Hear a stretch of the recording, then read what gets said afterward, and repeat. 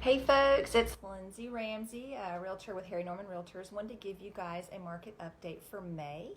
Now that we're almost done with June, a little bit behind this month, but that's okay. It'll give us some easy comparison when I get around to June's market.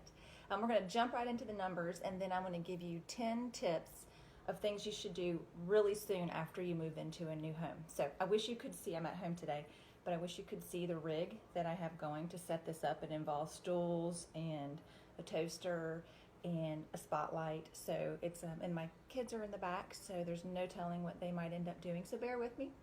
I've already threatened their lives, but hopefully they'll keep quiet back there. So active listings for Marietta, and this is all of Marietta. It is 1,015, which is a 12% increase from April. Remember, we're talking about May residential detached.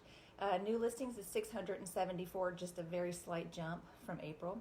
Sold is actually 424 homes, which is a 18% increase over April. So a lot of people listed in April, closed in May.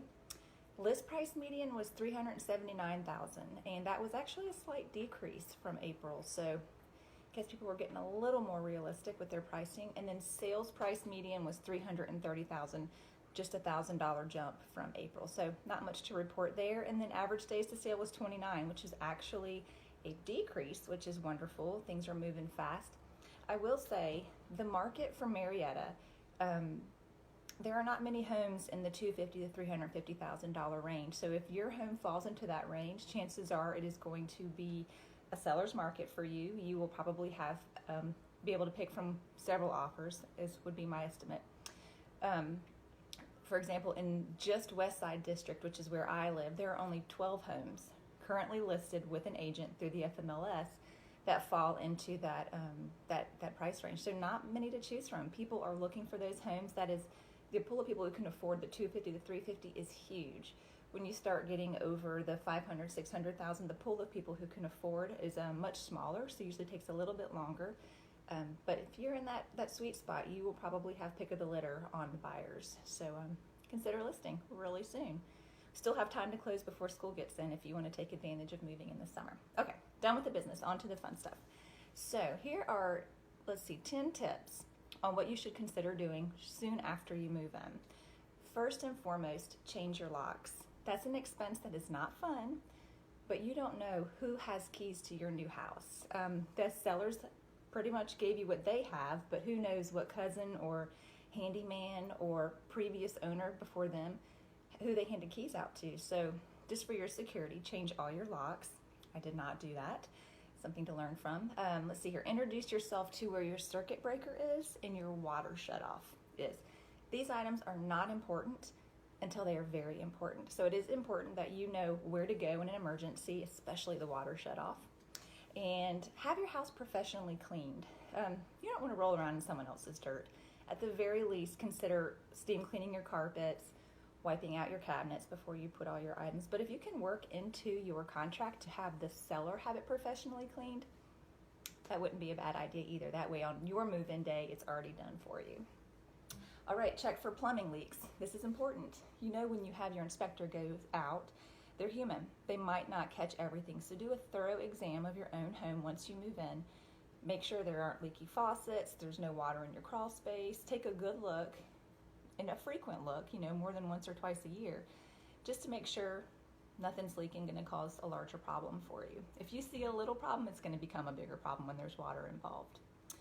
Let's see. So you paid for that inspection, and you had a lot of items that were important to you to have fixed. You negotiated. There's some things you got from the seller, some things they weren't willing to do. Go ahead and tackle those items that were important to you that the seller didn't do. Let me give you a prime example. When we bought our house 16 years ago, the carpet was gross, and we tried to negotiate that they would replace the carpet, and they didn't.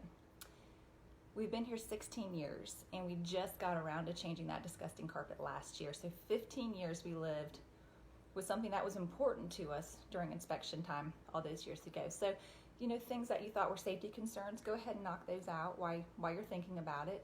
Hire Andy on call to knock a bunch of things off for you if you can.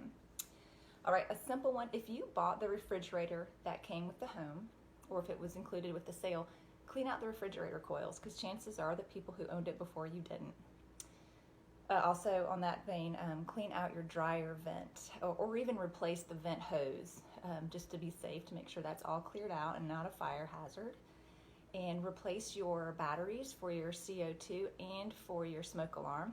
Again, you don't know when they were changed to last, so might as well change those maybe the week you even move in. Two important ones. One is meet the neighbors. They are a huge resource for you. They know when the trash collection is. They have a cup of sugar if you need it. They'll keep an eye on your pets when you go on vacation. Meet your neighbors, invest in your community, be a helping hand, loan your tools, make it a good community that you're living in by being a part of your community. And finally, don't forget to file for your homestead exemption. You can take advantage of tax savings by being a homeowner. And it's so simple to file. Once you get your deed in the mail, go to the tax office. You file one time under your ownership. You never have to do it again while you own that home. So take advantage of it. Also, if you're a senior, you can file for senior exemptions in Cobb County, where you don't pay the school taxes anymore. So that's it. I hope those were some helpful tips to pass along. I will be back in July to talk about our June market, and I'm excited to see what's happened. It's been a very hot month for us, and not just in real estate. It's literally burning up hot. That's why I'm not outside today. But hope y'all are doing well, and I will see you in a month.